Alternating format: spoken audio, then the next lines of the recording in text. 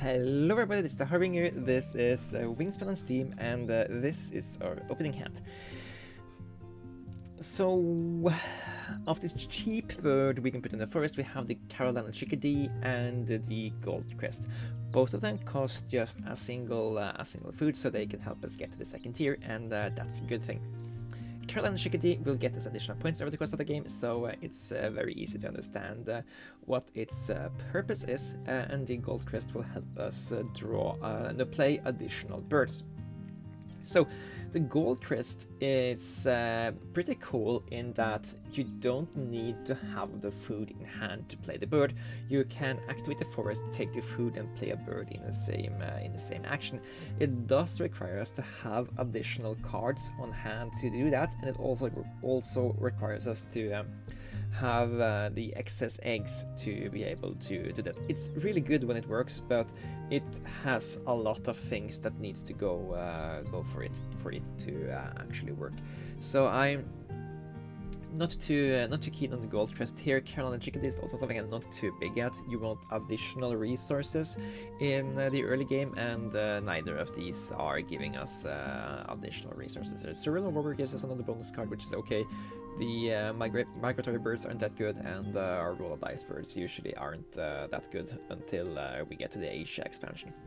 Falconer is a good bonus card though, at least better than Uligist. Having us 2 predators is better than having 8 correct birds for Uligist, so I like that. That kind of make Anahinga a little bit better. 2 food for 8 points is pretty decent, and if it gets 1 more point over the course of the game, it's a 9-pointer, and 9-pointers are usually okay. So we can either just pick the Anahinga here, and or maybe also the Carolina chickadee. I'm a little bit. I kind of want to pick up like the Violet Green Swallow, maybe the Golden Eagle as well, since it's a 10-pointer with our bonus card here. Yeah, I'm gonna pick the Carolina chickadee as well. Take some of these foods here, and I'm gonna play the Anahinga first. I'm really looking at getting the Violet Green Swallow here, so we can cycle cards in the forest. But playing the Anahinga here gets us the access to draw 2 cards, ideally these 2, instead of paying a nectar to draw both of them. And the opponent plays just out the Clark's Nutcracker. We don't have too much interaction with that guy, except that we might consider to remove grains from the bird feeder when we have arbitrary decision to make. Okay, so then it's going to be the Carolina chickadee. Either that, or we are keeping the chickadee to cycle to the Violet Green Swallow. That can also be an okay decision to do. Then we just spend a single turn and pick up one of these foods. And yeah, because I'm not too excited about the chickadee, it just gives us a point every turn in a 2-pointer, while it's the same thing as the Violet Green Swallow, but this guy gives us a point every turn in addition to the utility that we can cycle cards we are drawing that we don't care too much about. So I like that. Usually I really dislike just grabbing a single resource in the forest without having played a bird there, but in this case keeping the Carolina chickadee at hand so we can pick up food and cycle a card in the same action feels okay, powerful to me. So let's do that. Pick up these 2 foods here, cycle the Carolina chickadee, and a common golden eye here can give us at least 4 eggs over the course of the game if we play them. I don't think that's currently good enough. Canvas back is pretty okay, and I'm going to play this. It's a star nest. It will help us get additional stuff on for the next round. I'm gonna spend food here since we have excess food. Give two eggs to the Anahinga. That way we have some surplus until we need to go to the grasslands next time. So out with the canvas back, pay the 2 foods. We still have a turn after this, yeah. Maybe we just go here this time then and steal nectar and a rodent here. No tucking because we kind of want to keep this guy around. So plan is to play this guy for the grain and the nectar, keep the 2 rodents for a golden eye played early next round, and this way we also just have some decent food in the personal supply that we are all getting points from here, and also that we can spend early next year. You kept 7 food in hand. That's wrong. Okay, wood duck. Yeah, this is definitely something we want. The wetlands here is full of birds we actually don't care about. We don't care too much about activating. This guy rarely gives any points, and this guy gives resources to the opponent. So they are basically stuff we played just to get some kind of stuff going. But the wood duck here allowing us to activate a habitat we really care about, getting access cards, and we can cycle the cards there already. Yeah, that's just a huge boon for us. Also, the Franklin Gull makes everything even more intricate, because now we can also just do the thing we would want wood duck to do in the grasslands instead. Oh, that's interesting. What do we care more about? Wood duck in grasslands, in forest, or Franklin's Gull in the grasslands? I think we kind of want both, but it's a little bit tough to or Dick Sizzle as well. Yeah, we need this guy. Yeah, I think we want this guy. We want to pick up the Dixisol, and off that we're going to have a really good grasslands engine, I think, because we can draw additional cards with the gull, spend additional cards to get additional eggs and additional points, eat that egg back so that we don't care about egg capacity. You can get additional points. Do we need the wood duck? Maybe we keep it around for now. I'm not too eager to spend another action cube in the water ever, so we will hold off on that until we can play it out in a designated way. Until then, I think we just do this twice here. I don't think we need red-eyed Vireo here. I mean, we can pick it up now. Why did I even stress out about that? Great horned owl. That would have been so nice to pick up instead. Ah well. Okay, Franklin Gull, you are getting out here. And the next course of action is picking up the Great Horned Owl, I think. Yes, it is. That way we also get another. We probably get another egg to another bird to sack to the cycle card things. Apparently I'm getting dementia. I'm not that old. Oh, and little penguin, yeah, perfect. A perfect bird to add to this crazy thing we have going on now here. So the more I think about it, I think I kind of like the idea of playing the wood duck, just because it's not necessarily something we need to draw additional cards here. It's just that it's going to be great to be able to cycle an additional card into an additional food here.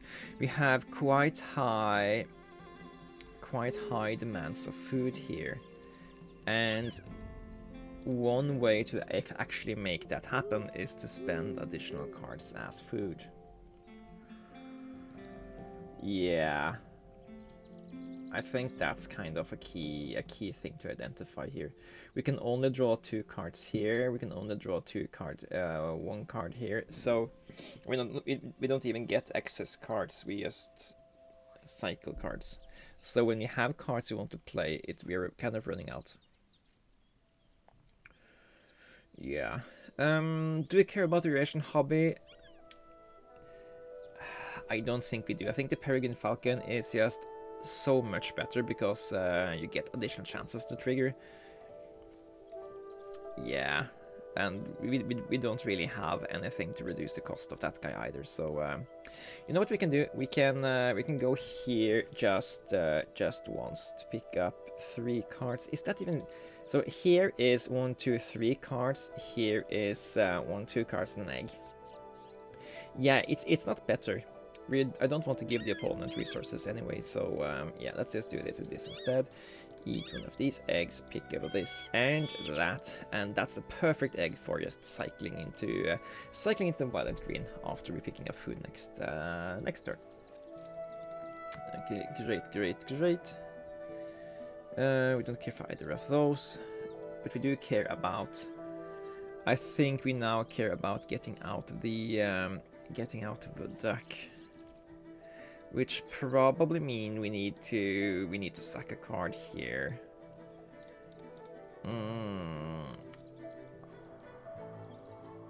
I think the Xyzil is the one least likely to matter long term, because it's nice and all, but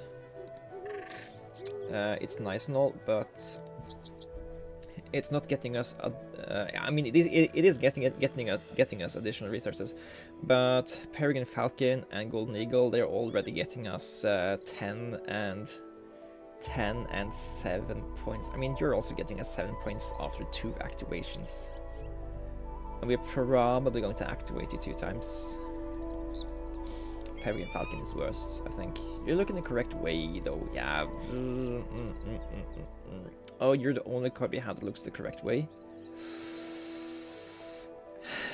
Okay, never mind that. We are allowing ourselves to lose on that. We need to get the additional cards going if we are to get anything out of this habitat here.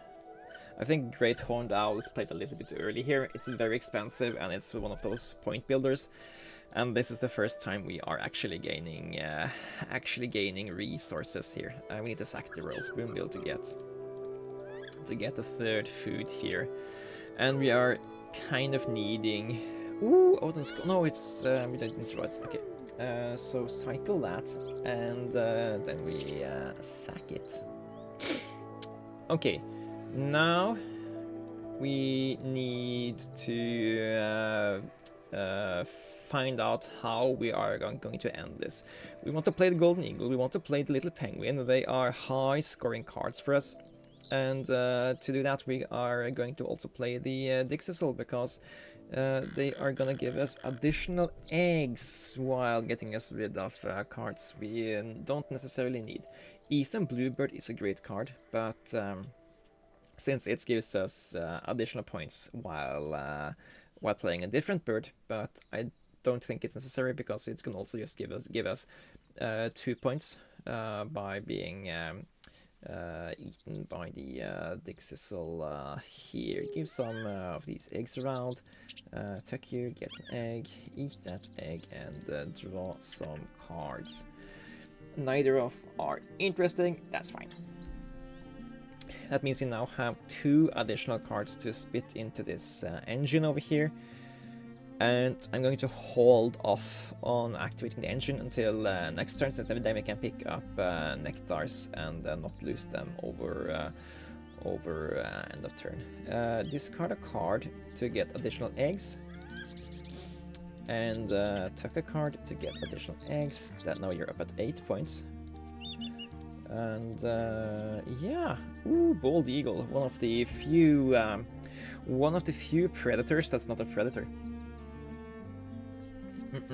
Or almost all birds are predators, but it's a raptor. So we care about playing out you while picking up enough fish to play out you.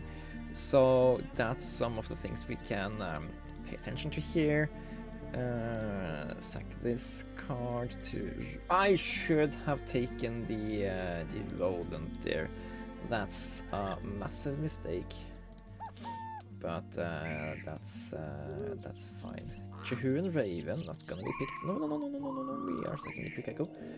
And picking up a Generant Warbler that we're gonna send back into the ether. Okay. No fish available here. I'm gonna pick up 2 rodents then. This 7-pointer isn't gonna see play since we only have 3 plays left after this, so there's no reason to keep a 4th card. 1 to reroll into a nectar. Nice. Look at some cards. Any cards? Baltimore Oriole, 9 pointers. 9 pointers are great. You get another point. And you took a card, any card to pick up the Peasant Kugel. And you are also going back out to the ether. Oh, sneeze. Oof, sorry about that. And yeah. So, we could play out a Bald Eagle now and get absolutely no return on that. So I think I'm going to play out a Golden Eagle first. And here we are just spending 2 rodents and a single nectar.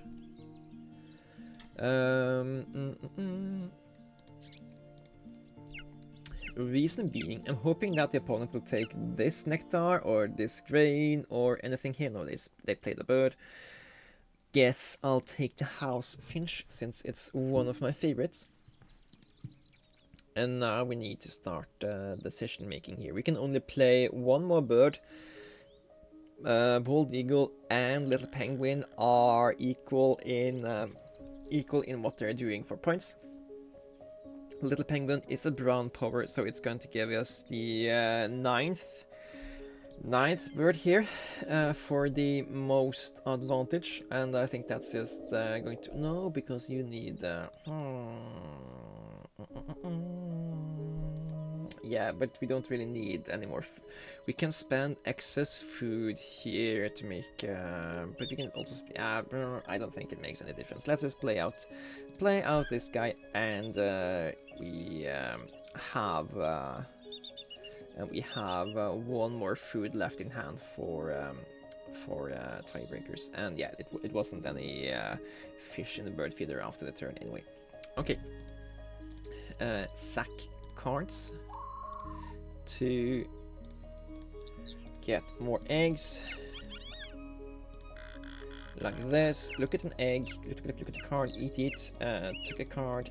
Egg it and skip the Franklin Gull, and that's game. So we had a tiny look at the points there. Nothing to write home about. But I think we did okay piloting this journey here. We probably could have just stayed in a single lane and gone for either the Wood Duck or the Franklin Gull. Going for both is might a little bit excessive. We ended the game with no cards in hand and just a single food, so I do think we didn't draw too many cards, and we did spend all of those cards to convert them into other resources like eggs and food. So I think we did okay here.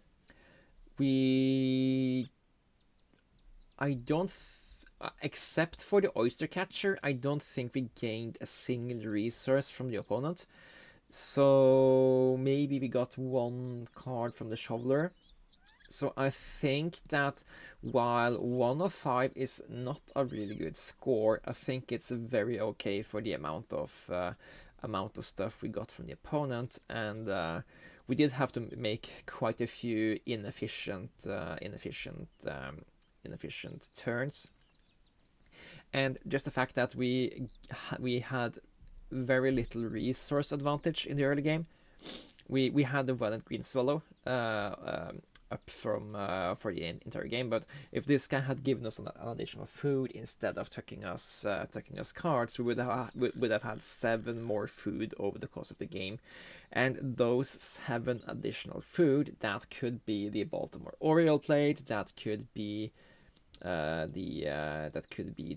little penguin plate, and just those 2 additional birds is 18 points for those 7 food. And yeah, we lose out on 7 points for that we didn't tuck here. So that's down to 8, no 11, and we lose out 4 eggs. So that's 4 more. So we are down to just 7-point advantage. But it's the little differences like that really make this game interesting to me. And of course, we could probably have gotten the nectar in there, so that's 2 more points. But having these birds, the first birds you play, be birds that provide you points and not resources, is usually an indication that you will end in the low hundreds, if you even break 100. And getting resource birds down early is really good. Stuff like the Franklin Skull, stuff like the Wood Duck, getting them early really makes a run roll faster. Yeah, because you did pay attention to that we felt like we had very little food all the time. We had to spend additional resources to just convert them to different resources by converting cards, and yeah, that makes it harder to play all of these 3 food birds, and we ended up playing only 9 birds, and often you play lots of birds, so that's just a part of the game. We got only 3 predator birds. I felt we had access to so many more of them. But yeah, we had to tuck them because we didn't have the food to play them. Yeah. Anyways, thanks for watching. This has been Harbinger, and I'll see you guys in the next one. Take care.